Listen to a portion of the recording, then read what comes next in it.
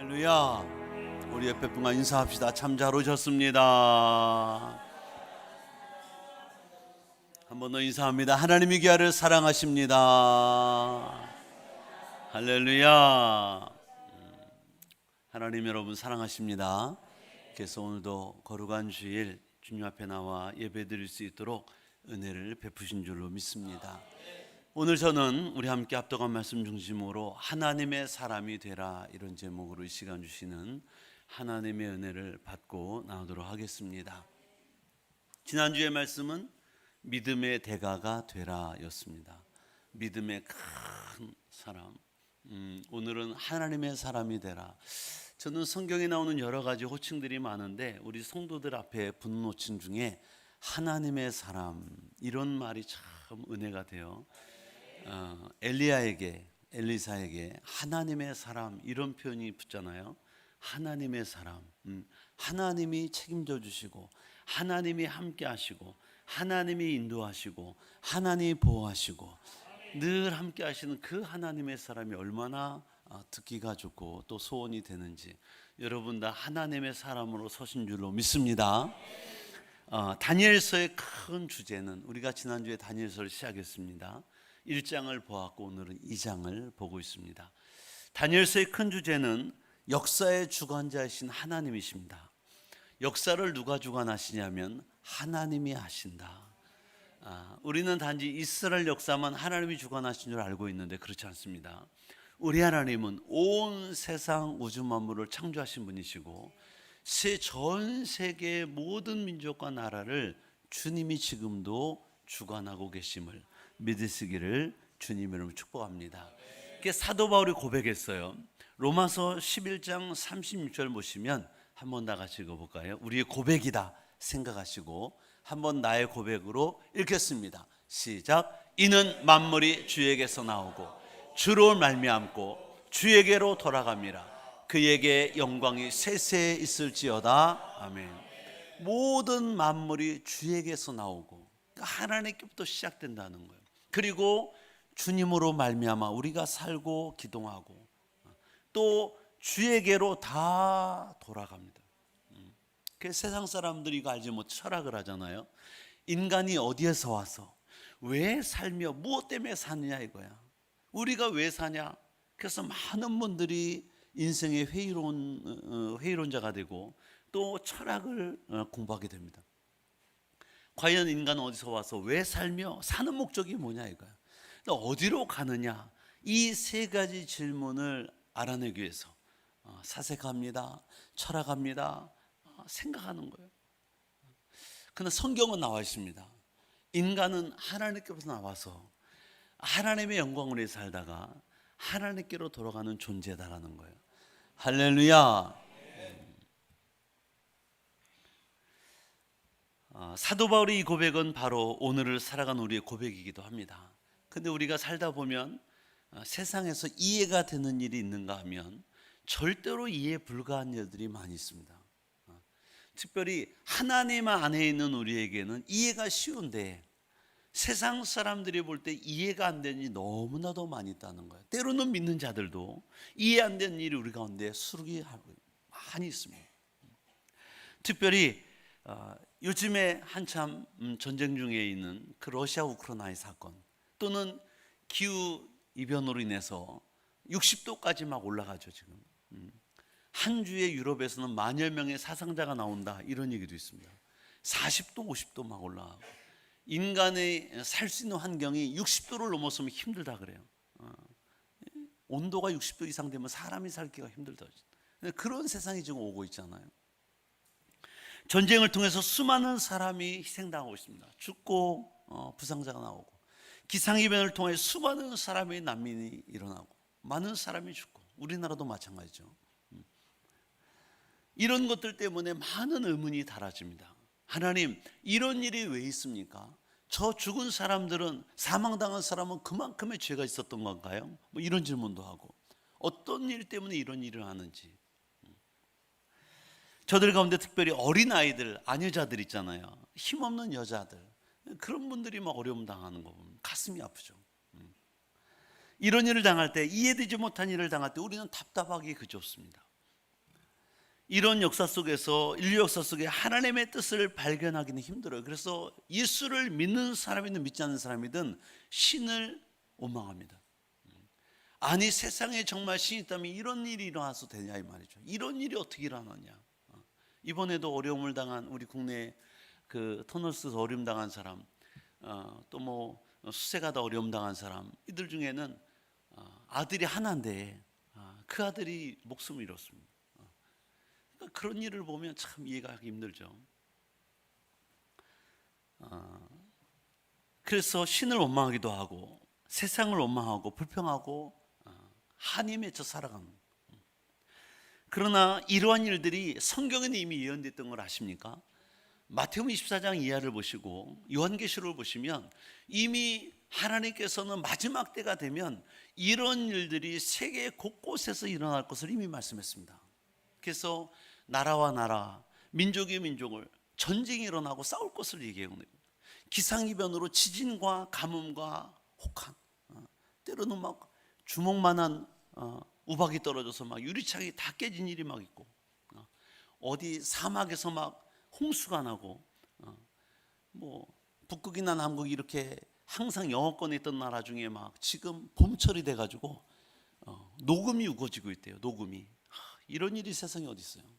비가는 점점 녹아내리고 있고 해수면은 높아지고 기온은 올라가고, 공기 중에 이산화탄소하고 메탄가스가 높아져서 온실효과 때문에 기온이 점점 올라가고 있다는 거예요. 해수면 온도가 올라가서 막 난리도 아니라는 거죠.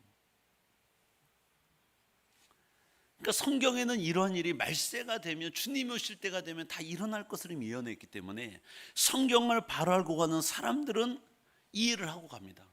이것도 다 있어져야 하는 것이고, 뭐 전염병도 마찬가지죠. 우리가 이제 코로나19를 겪었지만 코로나 팬데믹을 겪었잖아요. 독감, 뭐 유행병들이 많습니다. 뭐 메르스가 있었고, 뭐 사스가, 뭐 여러 가지가 엄청나게 많았잖아요. 그런 일들이 막 세계 곳에서 막 일어나는 거예요. 이런 일들이 성경에 이미 예언되어 있습니다. 그러니까 성경을 보면 주님이 오실 때가 가깝다, 이제 말세가 가깝다, 이런 것을 느끼고 있죠. 이런 것을 알지 못하면, 성경을 바로 알지 못하면, 그러니까 이제 세상 어떤 환경 조건에서 이해되는 것 가운데서 문제 해결책을 찾으려 노력합니다. 그래서 많은 사람은 이제 개인의 궁금증이나 역사의 궁금증을 점장이를 찾아가거나 뭐 여러 가지 이제 과학적으로 증명해내려거나 뭐 이런 것을 시도하죠. 여러분, 지금 우리가 이어순 일이 일어나지만 이 모든 역사의 중심에는 하나님이 계심을 믿으시길 바랍니다. 우리가 오늘 살펴보는 다니엘서 2장에도 진정한 역사의 주인이 누구인지를 보여줌과 하나님이 어떤 사람과 함께 하심을 보여주고 있습니다. 지난 주일에는 이제 다니엘서 1장을 보면서 하나님은 유다 나라, 이스라엘 나라뿐 아니라 바벨로니아 역사도 주관하심 우리가 보았습니다.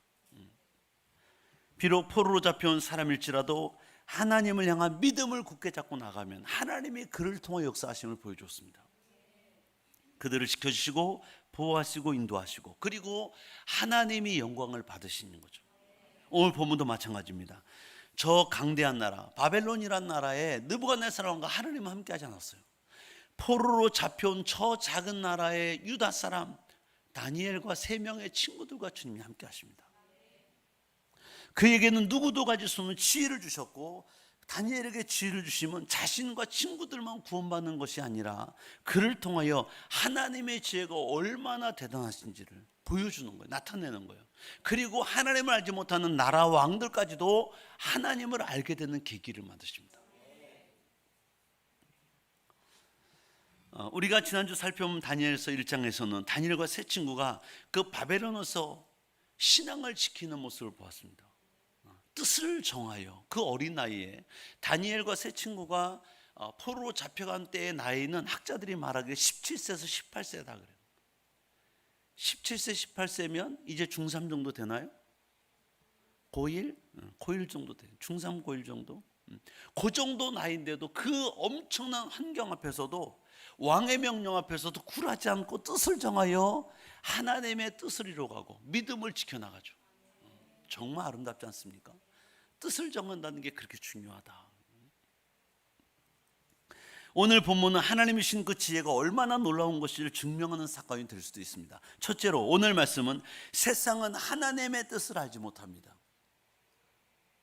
세상은 누구를 모른다고요? 하나님의 뜻을 몰라요. 1절을 보시면 이렇게 말씀합니다. 한번 읽어보실래요? 시작. 느부갓네살이 다스린 지 2년이 되는 해에 느부갓네살이 꿈을 꾸고 그로 말미암아 마음이 번민하여 잠을 이루지 못한지라. 느부갓네살은 왕의 이름인데 바벨로니아의 왕입니다. 그 당시 바벨로니아는 아수르를 멸망시키고 남유다 애국까지 치고 거의 온 유럽과 북아프리카와 소아시아까지 다 지배한 나라. 여러분 잘 아시죠? 그 몽골의 징기스칸, 칸이라고 말하는 징기스칸, 헬라의 알렉산더 대왕, 마치 그들과 같은 버금가는 엄청난 땅을 소유한 그 지역을 다 다스린 거예요. 근데 그 왕이 다스린 지 2년, 왕이 오른 지 2년이죠. 꿈을 꿨습니다. 근데 그것 때문에 번민하는 거예요. 아주 마음이 번거롭고 답답한 상태를 말합니다. 그리고 잠을 이루지 못한 거예요. 밤잠을 설쳤다는 거죠. 문제는 뭐냐면 자기가 분명히 이상한 꿈, 비상한 꿈을 꿨는데 꿈이 생각나지 않아. 그리고 그 꿈을 생각도 안 나지만 반드시 해석이 돼야 될 것 같은데 해석도 못해요. 그 꿈의 내용과 그 해석의 내용을 도무지 알지 못하는 거예요. 특히 본문에서 마음이 번민하다는 말은 정말 그의 영혼이 헤매고 있는 거예요. 혼돈 가운데 있는 거예요. 그래서 그 왕은 날이 밝자마자 나라 안에 있는 모든 지혜자를 다 불렀습니다. 오늘날 같으면 지혜로운 참모들을 다 부른 거예요. 옆에 최측근들 있잖아요. 항상 나라 일을 도모하고 같이 의논하는 지혜자들이 있습니다. 성경에는 2절에 보니까 이렇게 표현하고 있습니다. 왕이 그의 꿈을 자기에게 알려주도록 박수, 우리는 박수 그러면 남자 무당, 술객은 점성가, 점술가, 점장이 다 뭐예요? 술사. 그 당시 천문학을 연구하고 그 당시 과학, 정치, 종교, 막강한 권력을 가지고 왕이 밀어주는 사람들, 이런 분야의 대단한 사람들. 이들은 종교적으로도 신의 목소리를 듣는 자들이다. 과학적으로는 천문을 연구하는, 하늘의 별자리를 연구하는, 이렇게 당대 최고의 권력자들과 지혜들이 한자리에 모였지만 느부갓네살 왕이 꾼 꿈을 알아내지를 못해요. 해석을 못합니다. 꾼 꿈이 무슨 꿈인지를 알아야 해석도 가능하잖아요. 근데 꿈도 모르고 해석도 못하는 거예요. 그래서 저들이 할 수 있는 말은 이런 말입니다. 4절에 보면 이렇게 말하죠. 갈대아 술사들이 아람 말로 왕에게 말하되 왕이여 만수무강하옵소서. 왕께서 그 꿈을 종들에게, 우리 지혜들에게 말씀하시면 우리가 해석은 해드리겠습니다. 근데 왕이 꾼 꿈을, 분명히 비상한 꿈을 꿨는데 생각이 안 나는, 어떻게 말합니까? 말을 해주면 해석은 가능하다. 근데 그 꿈도 몰라. 그러니까 이 지혜자들도 능력은 어디까지냐면 꿈의 내용을 이야기하면 해석은 가능하다까지는 얘기하는 거예요. 근데 꿈은 몰라요. 알아맞히라는 거예요. 생각이 안 나니까 내가 간 밤에 무슨 꿈을 꿨는지 너희가 알아맞혀라. 기가 막히지 않겠어요? 답답하지 않겠습니까? 당대의 종교적이든 과학적이든 지혜로선 최고로 여긴 자들이 왕의 이 황당한 요구에 대답 못합니다. 근데 5절 6절에 왕이 화를 내요. 그러면서 이렇게 말합니다. 왕이 갈대인들에게 대답하여 이르되 내가 명령을 내리는데 너희가 만일 그 꿈, 내가 꾼 꿈, 그리고 그 내용을 해석하지 못하면 너희 몸을 쪼갤 것이다. 여러분, 지금도 고고학자들이 바벨로니아 또는 아수리아의 그 터키, 이란, 이라크 쪽에서 많이 발굴해내거든요. 사람을 처형하는 방법이 여러분 상상을 초월합니다. 저는 인터넷을 내가 그림을 찾으려고 몇 개 찾아보다가 기겁을 했어요. 사람을 완전히 꼬치처럼 나무에 꽂아서 사람을 죽입니다. 매달아 죽이는 게 아니라 사람을, 나무를 꽂아서 죽이는데, 여러분 오뎅 꼬치 아시죠? 오뎅 꼬치. 사람을 그렇게 꽂아서 사람을 죽이는 거예요. 여러분, 우리가 이미 에서서를 봤지만 에서에서도 하만이 그렇게 달아 죽이잖아요. 7층 높이의 나무에 거기에 매달려 죽습니다. 기가 막히잖아요. 그러니까 엄청나게 잔인해. 너무너무 잔인해. 오히려 오늘날은 총 한 방 딱 맞으면 간단하게 죽잖아요. 옛날에는 팔이 떨어져 나가고 다리가 떨어져 나가고 심장에 베이고 막 이러고 죽는 거야. 이게 도대체 사람을 쪼갠대잖아. 너희 몸을 쪼갠대. 나무 쪼개듯이. 거기다가 너희 집을 거름더미로 만든대. 이거 완전히 초토화시킨다는 거. 아유, 흔적도 없이 사라지게 만드네. 너희 집 가문이에요. 모든 사람을 다. 이 정도예요, 이 정도. 덜덜덜 떨리지 않겠어요? 그 대신 너희가 만일 그 꿈과 해석을 보이면 내 꿈을 알아맞히고 그 해석을 하면 뭐예요? 너희에게 큰 선물과 상을 내가 주겠다. 그에 상응하는 대가를 지불하겠다. 그러니까 알아맞히면 대박이 나는 것이고 못 맞추면 끝나는 거야 이제.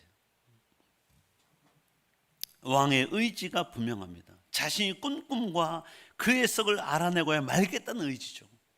그런데 답답한 것은 세상에 그것을 알 자가 누구냐 이 말이에요. 그래서 바벨론의 지하들이 왕에게 10절 11절 이렇게 말합니다. 갈대아인들이 왕 앞에 대답하여 이르되 세상에는 왕의 그 일을 보일 자가 한 사람도 없다. 생각해봐요. 상적으로 여러분 같으면 앞에 있는 친구한테 내가 어젯밤 무슨 꿈 꾼지 알아맞혀봐. 대답하겠습니다. 뭔가 힌트라도 하나 줘야지. 또 어떤 크고 권력 있는 왕이라도 이런 것으로 박수나 술객들의 갈대인들에게 물은 왕이 없었습니다. 그러니까 왕이 지금 잘못하고 있다 이거야. 어떤 왕도 어떤 큰 권세를 가진 자도 이런 것을 물어본 자가 세상에 없었다. 근데 왕은 왜 이걸 물어보냐 그 말이에요. 그리고 말하죠. 왕께서 물으신 것은 어려운 일이라 육체와 함께 살지 아니하는 신들. 그러니까 사람은 못하고 신들은 할 수 있다. 신들 외에는 왕 앞에 그것을 보일 자가 없다. 사람의 능력으로는 안 됩니다. 여러분, 저와 여러분들이 이런 상황에 처하면 어떻게 할까요? 우리의 생명까지도 주관하시는 권력자가 우리에게 이런 요구를 한다면 어떻게 할 것인가? 난감하지 않겠어요? 답답하지 않겠어요?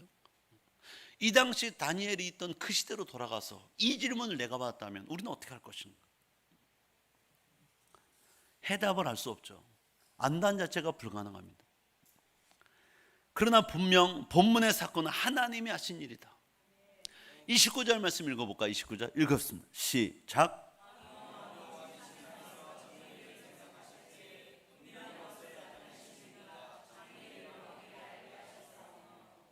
나중에 다니엘이 왕 앞에 서서 이야기하는 거예요. 왕이요, 왕이 침상에서 잘 때 그 말, 장래를 생각할 때 이제 왕이 오른 지 2년 됐으니까 나라를 구상할 거 아니에요. 어떻게 운영해야 될 것이고 어떻게 일꾼을 셀 거, 어떻게 뭘 할 것이고 막 할 일이 많잖아요. 그것들을 구상하고 생각할 때 은밀한 것을 나타내신 이 누굴까요? 은밀하다는 말은 비밀스러운 일입니다. 시크릿. 비밀스러운 것을 나타내신 이 누구예요? 하나님이시다. 넌 내게 부르짖으라. 내가 내게 응답하겠고 은밀한 것을 내게 보이리라. 그것을 보일 자가 누구냐면, 그걸 행한 자가 누구시냐면 하나님이시죠. 하나님이 장래일을 왕에게 알게 하셨사오며 이미 꿈에 보여주신 거야. 나는 잊어버렸지만, 왕은 잊어버렸지만 하나님이 꿈으로 보이셨다. 결국 이 사건은 하나님이 주신 것이다. 하나님이 알게 하신 것이다. 여러분, 오늘의 세상은 하나님이 없는 세상인 걸 알고 계십니까? 세상 사람들은 내일 일에 관심이 많아요. 정말입니다. 그래서 주식하는 사람들요, 저는 주식은 안 하지만 주식하는 분들이 내일 일이 제일 궁금하잖아요. 주식이, 내가 산 주식이 올라야 되냐 내려야 되냐, 오를 것이냐 내릴 것이냐. 비트코인 하는 사람, 코인 하는 사람들도 그렇게, 제가 몇 사람 알고 있거든요. 운동하는 사람 중에. 안타까워요. 핸드폰을 손에서 안 놔. 왜? 떨어지냐 올라가냐 매일 이걸 봐야 돼. 주식도 마찬가지. 내려가냐 올라가냐 매일 보는 거야. 올라가면 얼굴이 핑크빛이 됩니다. 떨어지면 얼굴이 사색이 되는 거예요. 그러니까 내일 일에 대해 엄청난 궁금증을 가지고 있어요. 그러니까 그 사람들은 뭐냐면 통계를 가지고 해석합니다. 작년 이맘때 정치 상황, 경제 상황이 비슷한 때 요쯤에서 올랐지? 오를 것 같아. 내렸지? 내려갈 것 같아. 과거의 통계를 가지고 맞추는 거지. 이제 통계를 가지고 이야기하면 통계. 아니면 누구를 찾아갑니까? 점장이를 찾아갑니다. 때로는 과학의 힘도 빌려요. 그러나 정말 내일은 모릅니다. 우리가 5분 뒤에 일한다면 얼마나 좋겠어요. 지난번에 바다 밑에 4,000m에 가라앉은 그 타이타닉호를 구경하러 들어갔던 잠수정 있잖아요. 거기 백만장자도 타고 있고 해양 기상학자도 타고 있고 내한 사람 타고 있었잖아요. 부자가 탄 사람이죠. 아버지와 아들도 탄 사람이 있었잖아요. 세계적인 부호. 그들 나라의 정말 부호. 그런데 그 잠수정 타고 내려갈 때 자기들이 그 마지막 여행, 마지막 죽음이라고 생각했으면 탔을까? 5분 전이라도 알았더라면 안 탔겠죠. 근데 참 재밌는 건 거기를 타기로 했다가 취소한 사람이 있더라고. 그 사람이 안도의 한숨을 내쉬더라고. 또 그 전에 바로 전에 거기를 갔다 온 사람도 있었더라고. 그 사람이 또 안도의 한숨을 내쉬더라고. 왜? 내가 탔을 때 안 터졌거든. 그리고 무사히 도착했거든. 돌아왔거든. 기가 막히잖아요. 우리는 내일 일에 대해서 엄청난 궁금증을 가지고 있습니다. 우리 아이 딸이 다음에 어떻게 될 것인가? 어떻게 살 것인가? 우리 사업장이 어떻게 될 것인가? 모르는 거예요. 그래서 많은 사람들이 이것을 알기 위해서 점장이를 찾아갑니다. 기가 막히잖아요. 제가 얼마 전에 들은 얘기인데 보살이었다가 유명한 보살이었다가 예수님 영접하고 교회로 들어온 사람이 있어요.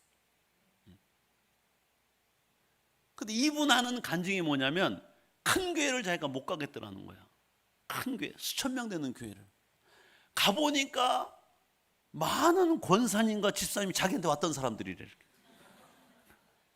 보니까 그래서 큰 교회를 또 옮겼대. 다른 교회로. 왜 큰 교회를 가냐면 작은 교회는 누군지를 다 알아보잖아요. 그러니까 창피하니까 숨으려고, 사람들 숲에 숨으려고 큰 교회를 갔는데 오히려 자기를 더 잘 알아보는 거예요. 거기서 많은 분들이 자기를 만난 거야. 그래서 이제 교회를 또 온 거예요. 3번 온 그때 3번. 이제 작은 교회 같아. 작은 교회 가니까 자기를 알아본 사람이 없더래. 큰 교회 가니까 오히려 많은 사람이 자기한테 왔다 갔다. 단골이요, 단골. 기가 막히지 않아요? 예수 믿는 사람도 전 보러 다녀요. 제가 얘기합니다. 여러분 절대로 전 보러 가지 마세요. 그건 하나님을 의지하는 게 아니라 귀신의 힘을 빌어 장래를 알고 싶어 하는 거예요. 하나님이 정말 싫어합니다. 만약에 여러분 가운데 귀신을 섬겼거나 또는 전 보러 갔던 분이 있다면 하나님 앞에 회개하셔야 됩니다. 하나님, 제가 하나님 외에 다른 신, 귀신을 의지했던 걸 용서해 주세요. 예수님의 볼로 깨끗하게 씻어주세요. 여러분 회개하셔야 됩니다.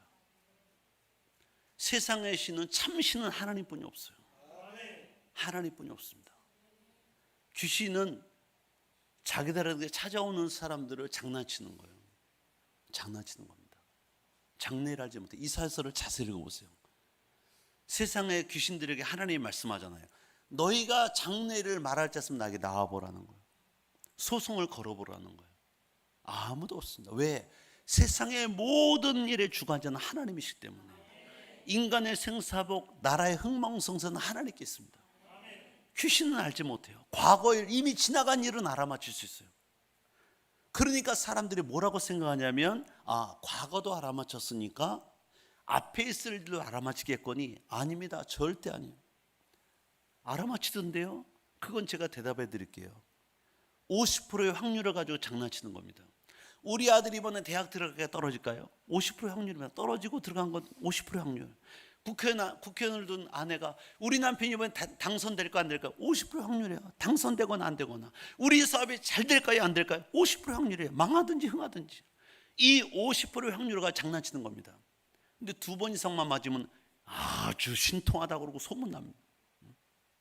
믿지 마세요, 여러분. 이건 하나님이 싫어하신 일입니다. 하나님이 기뻐하지 않습니다.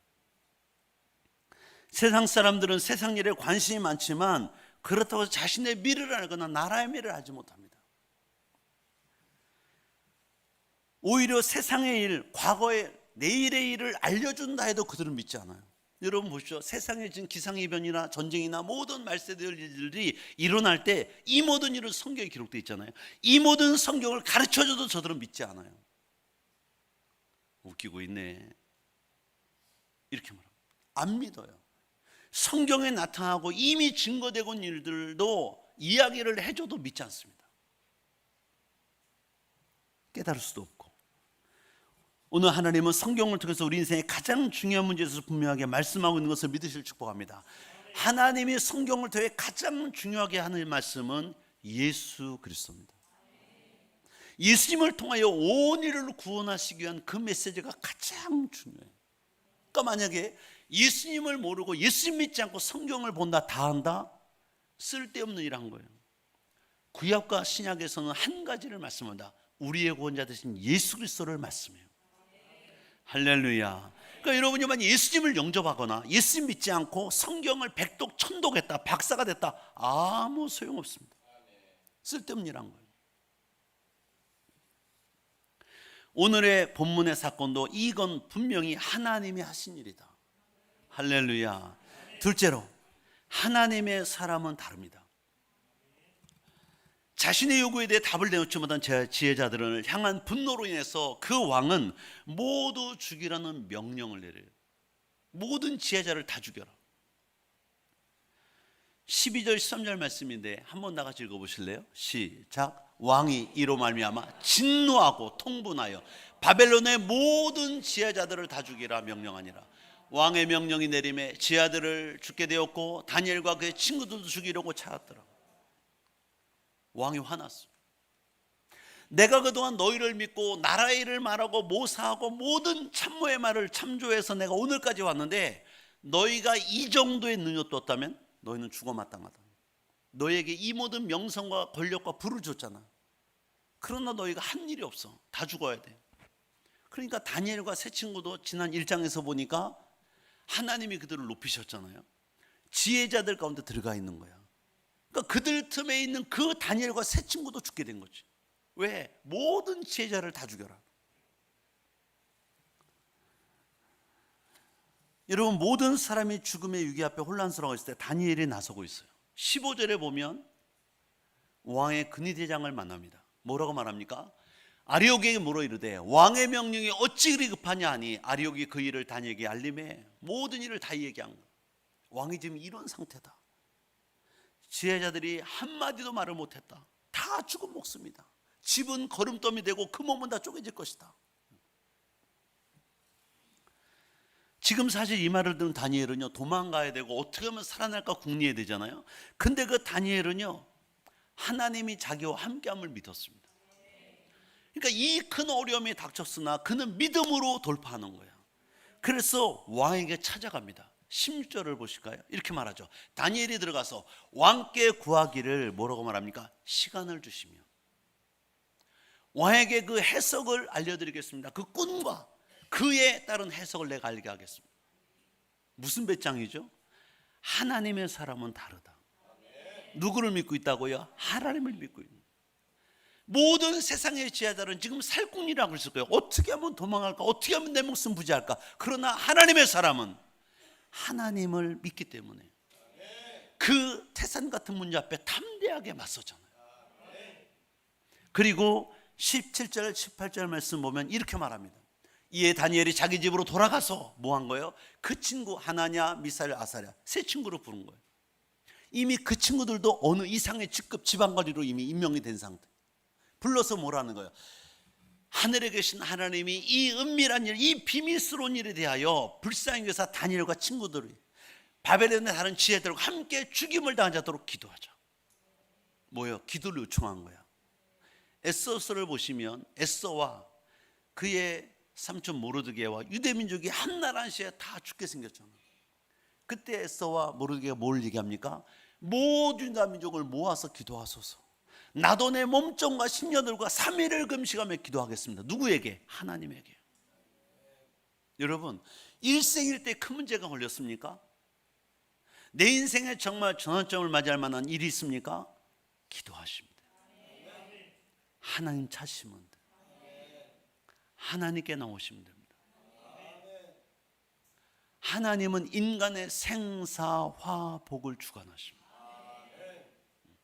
그러니까 여러분, 우리가 다니엘서를 보면서 깨달을 건 뭐냐면, 어떤 문제가 와도 하나님의 사람들은 다르다는 걸 보여주셔야 됩니다. 하나님이 나와 함께 하신다. 그분이 나를 도우시면, 그분이 나에게 지혜를 주시면, 그분이 나에게 해답을 주시면 간단해요. 간단합니다. 하나님께 기도하는 거예요. 여러분, 기도하고 계십니까? 문제를 만나면 사람을 찾아다니고 방법을 찾아다니고 어떻게 하면 이 문제를 해결할까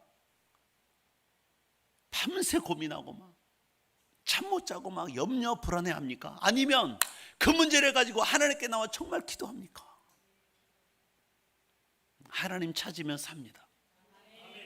하나님이 해결하십니다.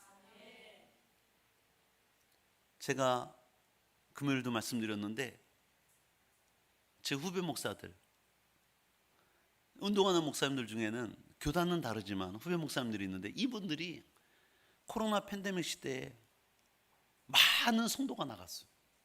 교회가 어려움을 당한 거예요. 교회 월세 못 냅니다. 전기세, 물세 못 내요. 세금을 못 내는, 공과금을.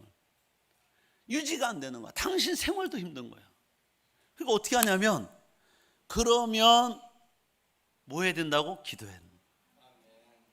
그들이 주의 종들이잖아요. 목사님들이잖아요. 사모님들이잖아요. 근데 안타까운 일이 뭐냐면, 성도가 많이 교회로 안 나오고 교회가 어려워지고 재정이 힘들어지면 이분들이 돈을 벌러 나가요. 안타까워. 정말 안타깝습니다. 그래서 지금 목사님들이 하는 일을 제가 보니까 무슨 일 하냐면, 대리운전, 유치원 피아노 학원, 미술 학원 기사, 택시 운전, 주로 이 세 가지. 배달 기사, 택배 기사, 주로 그런 운전한 일을 많이 하시더라고요. 안타까워요. 하나님께 그 문제를 가지고 금시감에 기도하면 하나님 반드시 응답 주시는데, 가슴 아프게 사모님 일터 내보내시고, 사모님들을 가장 많이 하는 게 요양보호사,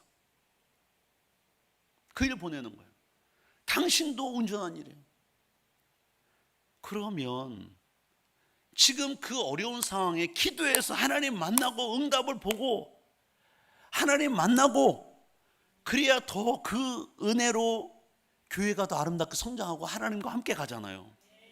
근데 그 문제를 가지고 하나님께 안 나가고 세상으로 나가는 거야. 세상에 가서 돈 벌고, 사모님 돈 벌게 하고 자기도 돈 벌고, 그러면 어떻게 되는 거예요? 안타까웠어요. 정말 안타깝습니다. 제 설교를 만약에 유튜브를 통해서 많은 목사님들이, 그렇게 상황이 있는 분들이 저의 설교 들으면, 아니 당신은 한 번도 어려운 일이 없었으니까 그런 말하지. 아니요, 저도요 개척할 때 우리 가족만 개척했습니다. 성도 한 사람도 없었어요. 월세가 40만 원, 애들이 셋 학교를 다녔어요. 녹양초등학교 다녔잖아. 생활비가 없었어요. 쌀이 떨어져가지고 3일 동안 밀가루 가지고 아침에 수제비, 점심에 칼국수, 저녁에 얼큰 칼국수, 그 다음날 얼큰 수제비, 그 다음에 칼국수, 수제비 9끼를 먹었어요. 애들이 안 먹었어요. 돈이 없었어요. 저는 신용불량자였어요. 제가 사업하다가 그다 8천만 원 손해보고 건물 넘기고 제가 와가지고 개척을 해가지고 신용불량자였어요. 그때 하나님께 기도만 했습니다. 집사람 돈 벌러 간다고 못 가겠어요. 그 당시 유명한 청바지에 서저반한테 그 회사 삼도물산 다니는데 내가 못 가겠어요. 본사 다니는데 못 가. 기도해야 돼. 주의 종은 하나님 먹이고 살리는 거야. 집사람 돈 벌러 가는 거 못 가겠어요. 그때 갔으면 그때 200만 원까지 벌어서 한 달에 못 가겠어요. 그리고 저도 일 안 했어요. 하나님께 기도만. 주의 종은 하나님 먹이시고 죽이시는 거지. 하나님이 오늘까지 인도하셨습니다. 우리 앞에 태산 같은 문제가 닥치면 그 시간은 하나님 만날 수 있는 시간이에요. 기도해서 하나님 만나면 체험이 돼. 믿음의 체험이. 그럼 다음에 또 문제가 오면 또 기도하는 거야. 또 응답받아. 하나님의 살아계심을 또 보여주시는 거예요. 눈으로는 안 보이지만 하나님의 응답을 통해 내가 하나님 만나는 시간 되잖아요. 그러면 그 믿음이 점점 자랍니다. 그 다음에는 더 큰 문제가 더 기도하는 거예요. 사람 찾아다니지 않아요. 환경에 굴복하지 않아요. 기도하면 하나님 만나시는데, 기도하면 응답 보는데, 기적 같은 일이 벌어지는데, 그러니까 그분은 날마다 하나님과 동행하는 삶이 되는 거예요. 이제 하나님이 그 삶을 책임져 주시지. 믿는 사람도요, 계속 문제가 와요. 사단이 장애물을 놓습니다. 왜? 우리 믿음의 사람이 잘 되는 걸 제일 배파하는 게 누구냐? 이웃 사촌이 아니야. 원수 마귀예요. 마귀는 우리가 망하기를 원해요. 포기하게 만들어요. 우울증 걸리게 만들어요. 자살하게 만듭니다. 멸망당하기를 만나요. 그러니까 여러분이 그런 말한 문제를 만나면 기도하는 거. 기도 뭐 하는 거라고요? 그래서 다니엘이 하나님께 기도하는 거. 세 친구와 함께 우리 연합해서 기도하자. 혼자 기도할 때 힘이 있는데 셋이 넷이 기도하자면 더 큰 힘이 있습니다. 왜 금요일 날면서 함께 기도합니까? 제가 얘기했잖아요. 겨울에 모닥불을 펴봤어요? 군불을 떼봤습니까? 아궁이에다가 나무 하나 불을 잘 붙여서 놓으면 조금 있으면 꺼져요. 나무 하나 불 잘 붙여놓고 다른 나무로 얼기설기 올려놓자 더 잘 탑니다. 기도가 똑같아요. 혼자 기도해도 응답이 있지만 여러분이 모여서 함께 기도하자 더 뜨겁게 응답됩니다. 더 큰 역사가 일어나. 왜 그 밤에 모여 기도할까요? 그 잘 터던 장작들도 하나씩 다 떨어뜨려 놔봐. 다 꺼내봐. 금방 꺼집니다. 혼자 기도는 한계가 있어요. 모여 기도하면 더 뜨거운 역사가 있습니다. 할렐루야. 그래서 모여 기도하는 거예요. 합심으로 기도하는 거예요. 오늘 다니엘도 혼자 기도할 수 있지만 세 친구를 불러서 함께 기도하자. 자신들의 목숨만을 구해달라고 기도하지 않았어요. 기도의 목적은 두 가지인데, 하나는 뭐냐면 하나님, 느부갓네살이 꾼 꿈이 무슨 꿈입니까? 알게 해주세요. 그리고 그 해석을 하게 해주세요. 또 하나, 하나님, 나와 내 친구들과 이 바벨론의 모든 지혜자들이 죽지 않도록 도와주세요. 여러분 생각해 보면요, 유다 나라, 이스라엘을 마지막 멸망시킨 나라가 어떤 나라인지 아십니까? 바벨로니아예요. BC 586년에 바벨론이 쳐들어와서 완전 멸망시킨 거야. 그리고 포로로 잡혀간 거야, 다니엘과 세 친구가. 그러면 그때 당시 바벨로니아 나라가 남유다를 멸망시킬 때, 나라를 없애버릴 때 지혜를 준 자들이 누굴까요? 여기 지금 느부갓네살이 의지했던 많은 지혜자들, 박수와 술객들과 갈대 사람들이요.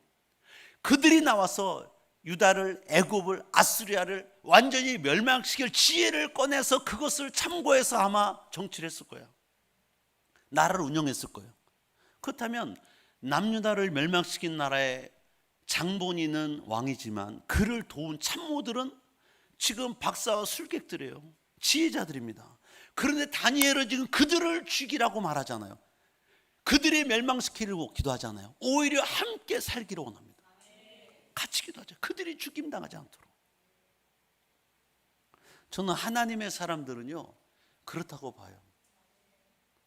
원수 나라라도 멸망당할 걸 원치 않고 하나님의 뜻에 맡기는 거죠. 원수 갚는 걸 자기가 하지 않고 하나님께 맡기는 거죠. 여러분, 우리는 세상 사람은 문제를 당하면, 어린이를 당하면 세상 찾아다니고, 사람 찾아다니고, 점장이를 찾아다니고, 과학을 의지하고, 통계를 의지하고. 그러나 그러지 않아요. 하나님의 사람은 달라질 줄로 믿습니다. 우리는 하나님을 의지하고 하나님을 바라보는 거예요. 여러분의 삶에 문제가 생기죠. 부부의 문제, 자녀의 문제, 직장과 사업장의 문제, 여러 가지 문제가 생길 수 있어요. 건강의 문제. 그러면 누구를 바라보냐면 하나님 바라보세요. 그분을 의지하는 거예요. 그분은 지금도 살아계신 줄 믿으실 축복합니다. 다니엘과 세 친구의 역사하신 그 하나님은 지금도 영존하시는 그 하나님은 지금도 살아계신다. 우리는 먼저 시대를 볼 수 있는 분별할 수 있는 눈이 있어야 돼요. 세상 사람이 보는 눈이 아닌 믿음의 눈으로 세상을 바라보셔야 됩니다. 그러면 우리에게 다가오는 모든 문제는 믿음의 눈으로 영안을 뜨고 보셔야 됩니다. 신앙의 눈으로.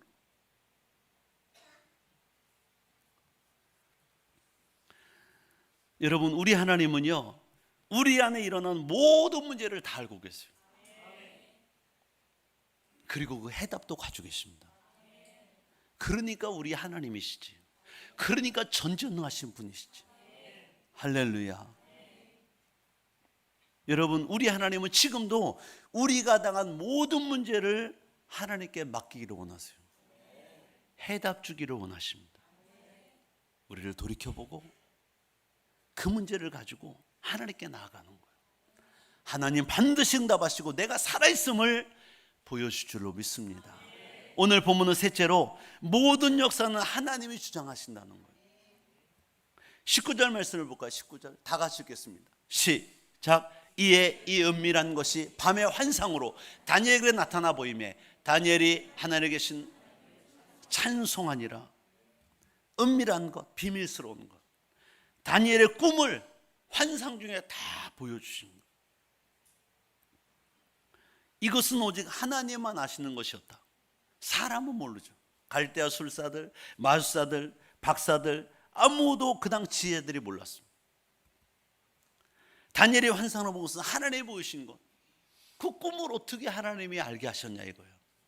그래서 상상도를 그렸어요.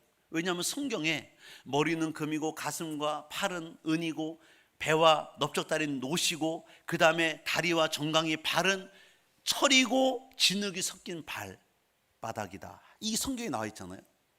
31절 35절이 꿈의 내용이 나와 있어요. 이것을 보고 그림을 그리는 분들이 상상도를 그린 거야. 밤에 보이신 꿈, 느부갓네살의 꾼 꿈이 이런 상을 봤을 것이다. 사진 한번 보여주실래요? 크게 안 됩니까?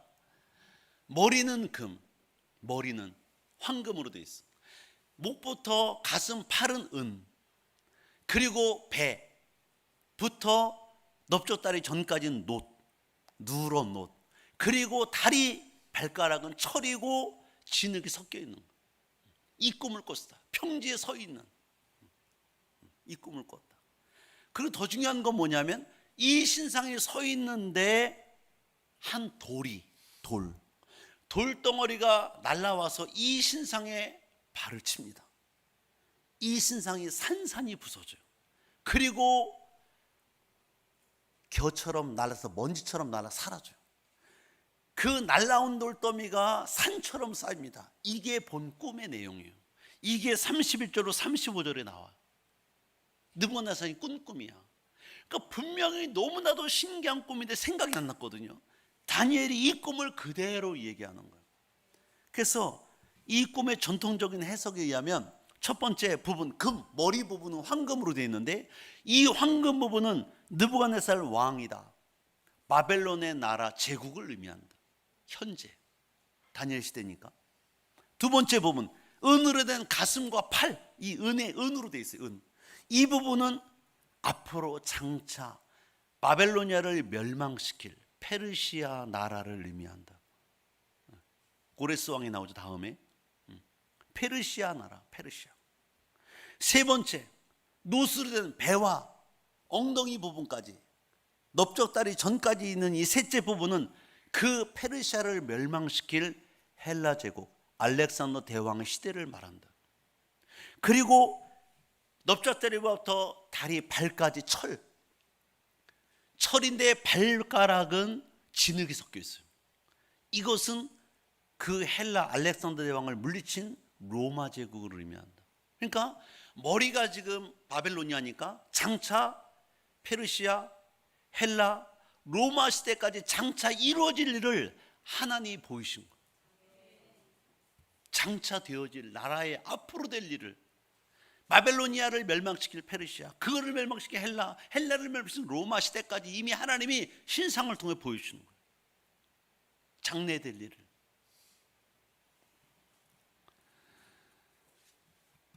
그러니까 여러분, 우리가 집중하고 바라봐야 할 모습은 아무리 강력하고 위대한 제국이 등장할지라도 영원하지는 않다. 아수르를 멸망시킨 바벨로니아, 바벨로니아는 헬라에, 아니 페르시아에, 페르시아는 헬라에, 헬라는 로마에 다 멸망다. 역사는 돌고 도는데 그 주관자가 누가 되시냐면 하나님이시다. 그게 30절의 말씀 보니까 30절 이렇게 왕이요, 왕은 여러 왕들 중에 왕이시라. 하늘의 하나님이 나라와 권세와 능력과 영광을 왕에게 주셨고,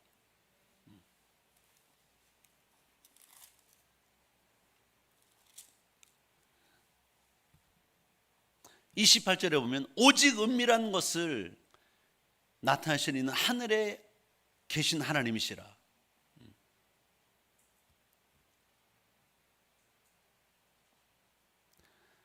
그가 느부갓네살에게 후일에 될 일을 알게 하셨나이다. 후일에, 나중에 될 일을 이미 알게 하셨다. 28절에도 38절도 볼까? 38절.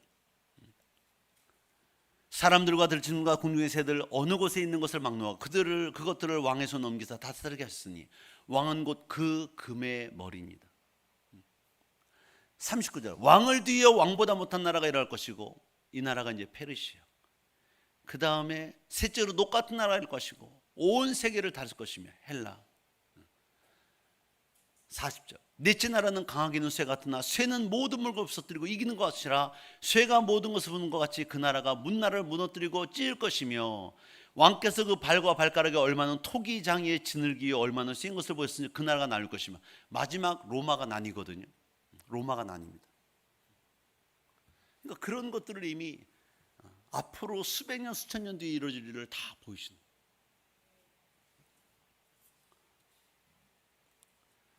근데 이제 가장 집중해 볼 것은 뭐냐면 34절 35절입니다 34절 45절 보시면 이렇게 말씀해요. 또 왕이 보신즉 금신상이 세워졌고 손대지 아니한 돌이 나와서, 자연석 같은 돌이 신상의 쇠와 진흙에 발을 쳐서, 맨 밑부분을 쳐서 부서뜨리매 그때 쇠와 진흙과 놋과 은과 금이 다 부서져 여름 타작마당의 겨같이 바람에 불려간 것 같이 없었고, 우상을 친 돌은 태산을 이루어 온 세계에 가득하였나이다. 예수님이 탄생이 로마가 세계를 정복할 때 주님이 탄생하셨습니다.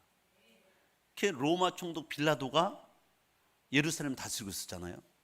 그때 예수님이 이제 심판받으시고 십자가 지잖아요. 그때 예수님이 이 돌처럼 나타나셔서 결국 이 신상 역사를 다 무너뜨리고 뭐예요? 태산처럼 온 세계에 가득했다. 그 복음이 로마 때부터 시작해서 전 세계로 예수님의 복음이 전파되게 됩니다. 온 태산 위로 나가는 거예요. 이것이 바로 하나님이 장차 느부갓네살에게 이루어질 일을 꿈으로 보신 일이다. 그리고 역사가 진행된 가운데 한 나라를 세우실 것이고, 그 나라는 하나님이 친히 세우신 나라로서 하나님의 나라, 예수 그리스도의 나라, 이 세상의 모든 나라를 정복할 것이다. 그 나라는 예수를 통하여 세워지는 나라, 통치된 나라, 하나님의 나라인 줄 믿으시길 바랍니다.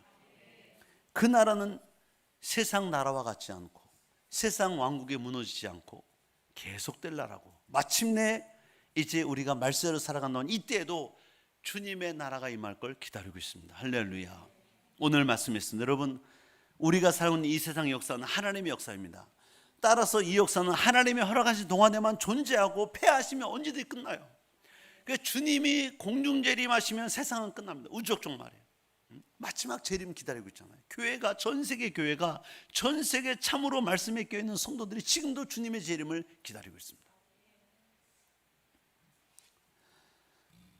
그래서 우리가 이제 주님과 함께 성령님과 함께 살고 있다면, 하나님의 사람들로 살고 있다면, 우리의 소망은 이 구원을 입는 것, 하나님의 나라에 들어가는 것, 이것이 우리의 소원인 줄, 소망인 줄 믿으시길 바랍니다. 그러므로 여러분, 지금을 살아가는 이때 여러분이 삶에 어떤 어려움을 당해도, 답답한 일을 당해도 그 문제를 가지고 하나님께 나오는 거예요. 주님께 응답받는 거예요. 주님께 해결받는 거예요. 할렐루야. 다니엘 때 살아계신 그 하나님은 지금도 살아계셔서 우리의 삶을 인도하시고 나라를 주관하심을 믿으시기를 바랍니다. 그래서 오늘도 여러분이 이 말씀 들고 한 주간을 승리하시고 날마다 아름다운 삶이 되어지기를, 하나님의 사람으로 살기를 주님으로 축복합니다.